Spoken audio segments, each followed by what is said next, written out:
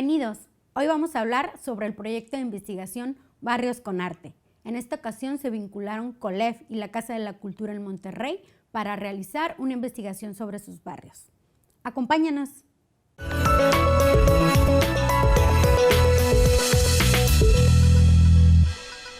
Hola, bienvenidos a Diálogos desde la Frontera. Mi nombre es Adriana García y en esta ocasión nos acompaña Camilo Contreras Delgado, quien es doctor investigador del Departamento de Estudios Culturales del Colegio de la Frontera Norte. El doctor se especializa en temas como patrimonio cultural, patrimonio industrial y paisajes culturales. Y en esta ocasión estará platicándonos sobre uno de sus más recientes proyectos en los que participó y que se titula Barrios con Arte y Casa de la Cultura. Gracias al doctor Camilo por estar con nosotros el día de hoy.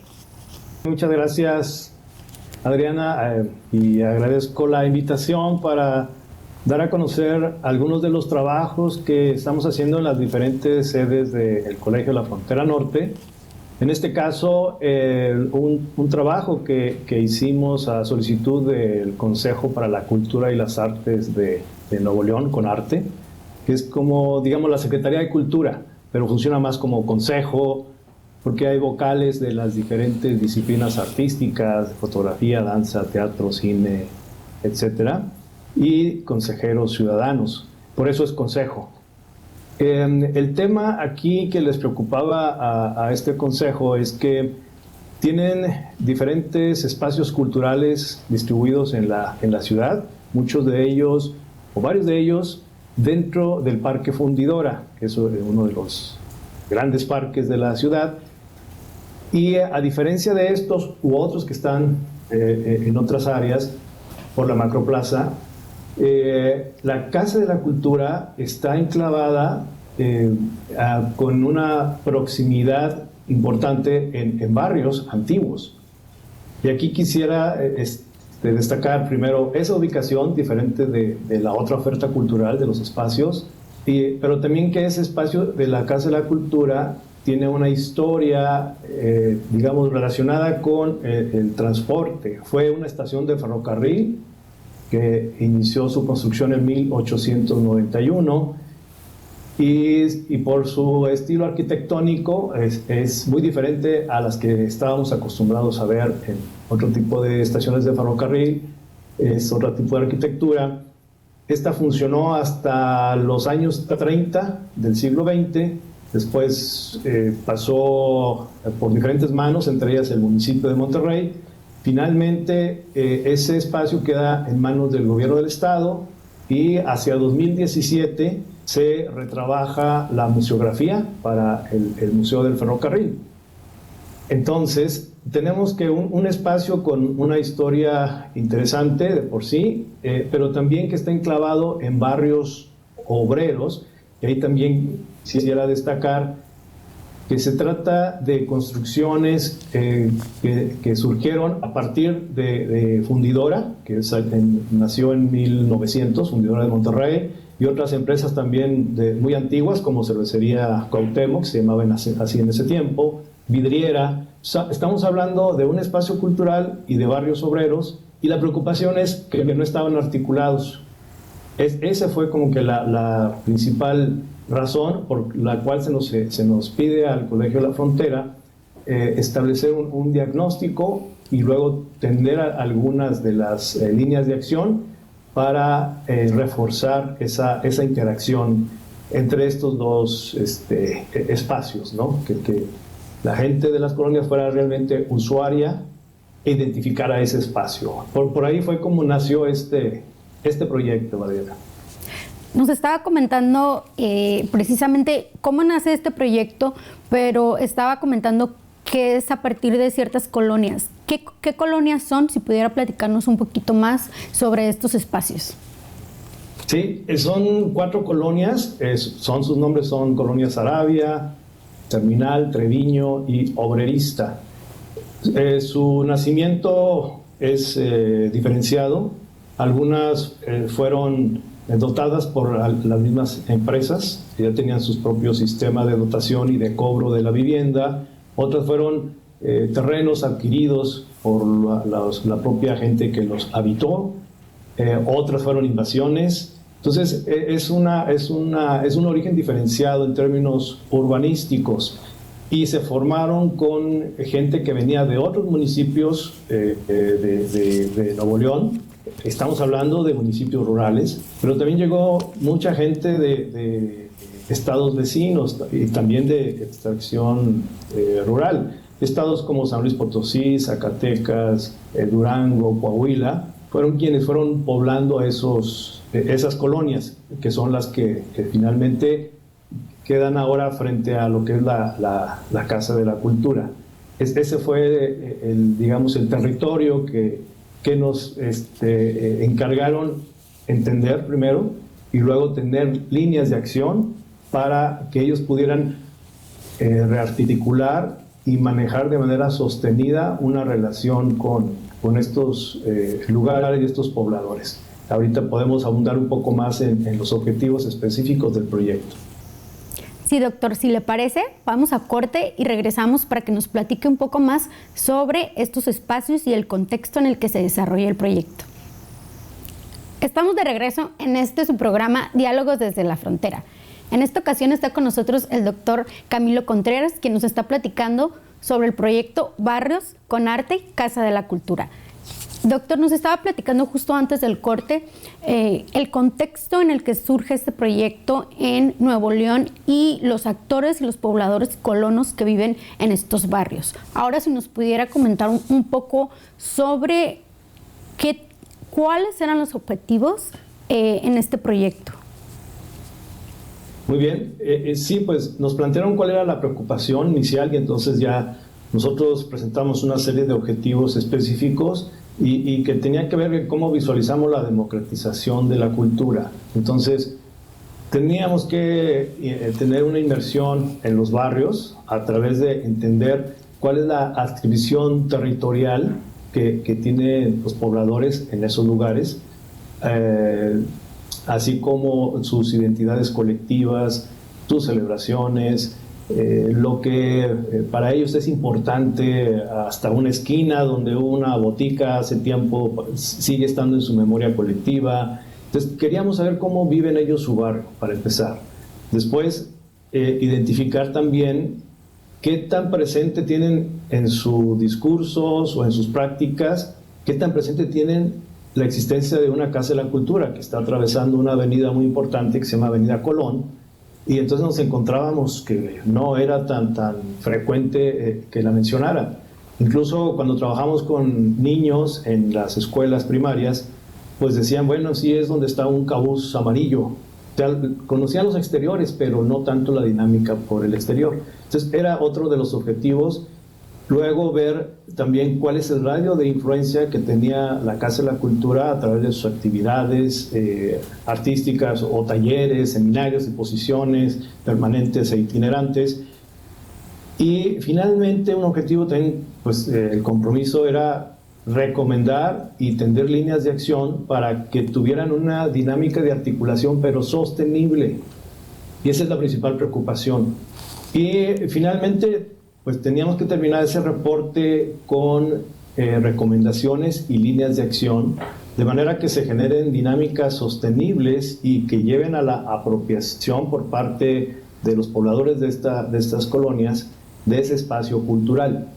Ahora sí que depende mucho de cómo también se aprovechen este tipo de reportes que entregamos a autoridades estatales y particularmente de CONARTE, para que instrumenten esas prácticas donde la gente siga participando de manera activa, no solamente como audiencias pasivas, sino también como generadores de la propia oferta cultural.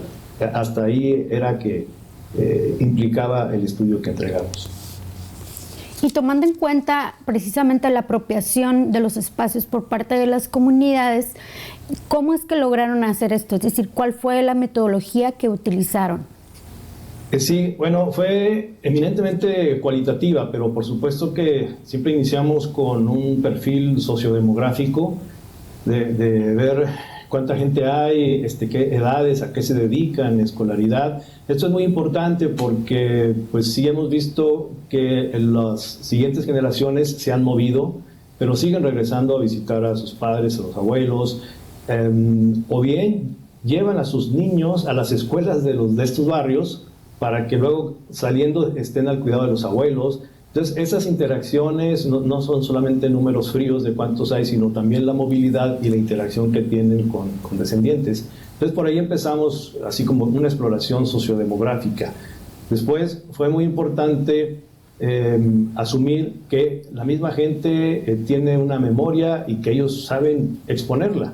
Entonces recurrimos a herramientas de la geografía cultural, como es la cartografía social, que se trata de convocarles, tener una charla, y después que ellas y ellos palpen en un mapa cuáles lugares recuerdan, o que siguen vigente en algunas actividades, o que recuerdan donde sucedió algo. Y así fuimos rescatando lugares emblemáticos, su adscripción territorial.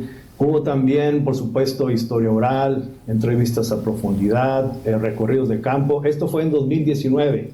Entonces, todavía podíamos andar libremente por las calles, no como en este momento que estamos muy limitados. Y eso fue parte de la metodología. Otra fueron talleres, esto fue muy bonito, fue en las primarias que hay en la zona. Ahí sí nos colaboraron gente de la propia Casa de la Cultura, porque sí tienen gente más preparada para trabajar con niños, con dinámicas de talleres, de narrativa, de cuento, de dibujo.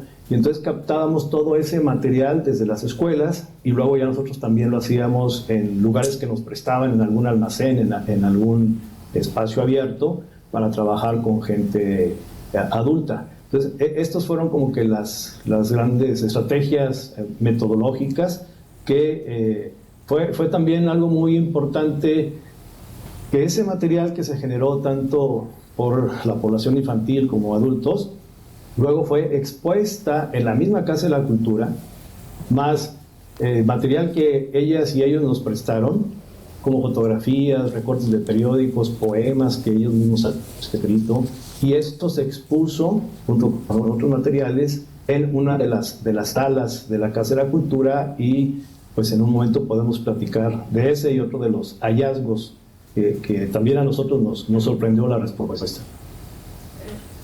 Nos está comentando sobre las actividades que realizaban en el proyecto. Si le parece, vamos a un corte para seguir platicando precisamente cuál fue la experiencia que ustedes tuvieron como académicos en fusión con estas otras instituciones y el trabajo que realizaron dentro del proyecto. Vamos a corte y regresamos.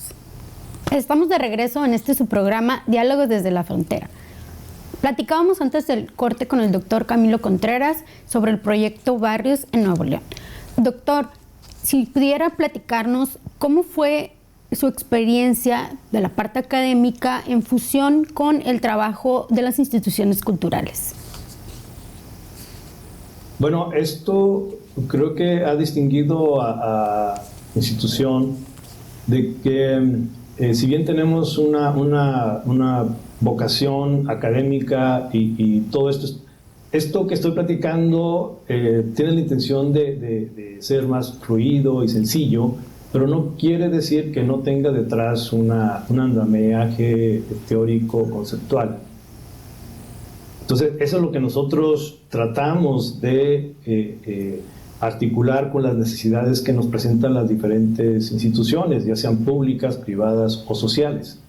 Entonces, en este sentido, vendría siendo como el tercer proyecto que tenemos con Arte, y ellos han captado que, además de tener nosotros una formación y experiencia en lo académico, en lo docente, también nos preocupamos por llevar más allá en términos de intervención, en términos de incidencia, a partir de lo que entendemos de estas localidades o las problemáticas que a ellos se les presentan en este caso desde la administración pública.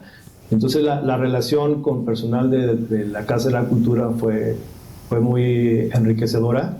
O sea, ya platicaba yo cómo nos conjuntamos en una de las técnicas, y luego cómo fue que una de las salidas de la producción de la misma población fue una exposición temporal en la Casa de la Cultura. Creo que este es un modelo interesante de trabajar entre la academia y los actores que están más en la administración pública, como es este caso. Vamos a tener un segundo programa en donde vamos a abordar específicamente cada uno de los puntos a profundidad, pero si pudiera adelantarnos un poco, ¿cuáles fueron los primeros resultados que empezaron a ver en este proyecto? Sí, sí, no quisiera meterme mucho. Mi colega, de hecho no lo he mencionado, pero fue Mario Jurado, del Departamento de Estudios Sociales, quien coordinó este proyecto. Entonces, él va a abundar más en los hallazgos, pero en lo general, además de dar a conocer primero un diagnóstico, sí tuvimos la preocupación de tenderles algunas líneas de acción a Conarte en general y a la Casa de la Cultura. Primero, decirles, no están en un desierto donde la gente no tiene sus propias dinámicas culturales, su propia memoria colectiva, y tienen un sentido de pertenencia que hay que conocer, respetar y considerarlo para articularse. Dos, que esta población ve este espacio como un edificio, o sea, no lo ve en su dinamismo cultural, y eso llama la atención a renovar la forma de trabajar. Tercero, que hay una gran disponibilidad de la población para trabajar entre ellos al interior de los barrios y con actores como este caso fue la Casa de la Cultura. Pues ahí tienen un terreno fértil para seguir trabajando. Y a partir de ello es que lo que también se sugiere es que haya más actividades extramuros, que no todo sea dentro de la Casa de la Cultura, que vayan también a estos lugares. La gente está muy dispuesta a prestar sus lugares, espacios allí para reuniones, talleres, etcétera. Y que haya una construcción conjunta de la oferta cultural. Estas serían como que de los principales hallazgos que tuvimos y de algunas de las líneas de acción que nuestro colega Mario Jurado tendrá oportunidad de ampliar.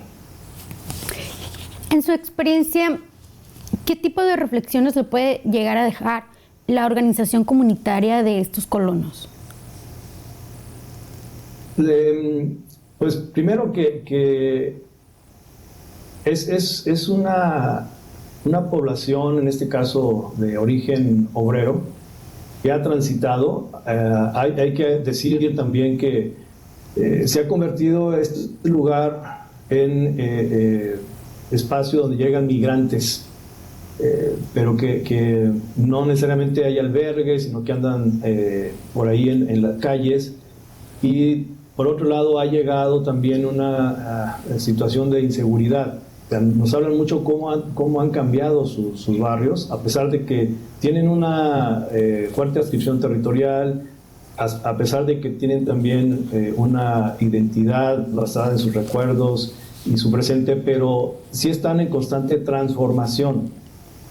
Entonces, no podemos quedarnos solamente con la parte así, como inercias o en la parte estática de las identidades. Hay que involucrar también otro tipo de población, ya sea que están llegando a habitar algunas de esas viviendas o que andan por ahí como población flotante, porque eso permite o no permite que avance la actividad cultural y sí que ha repercutido de alguna forma en la cohesión que existe en estos barrios. Pues muchas gracias, doctor. Se nos acabó el tiempo. Esperamos continuar con este tema con su colega Mario en un segundo programa en donde profundizaremos sobre algunos de los puntos que ya tratamos acá, pero le agradecemos mucho su participación. Al contrario a ustedes, muchas gracias y esperamos vernos pronto. Y muchas gracias a ustedes también por acompañarnos. No olviden suscribirse a nuestras redes sociales que aparecen en pantalla y a nuestro canal de YouTube. Nos vemos hasta la próxima.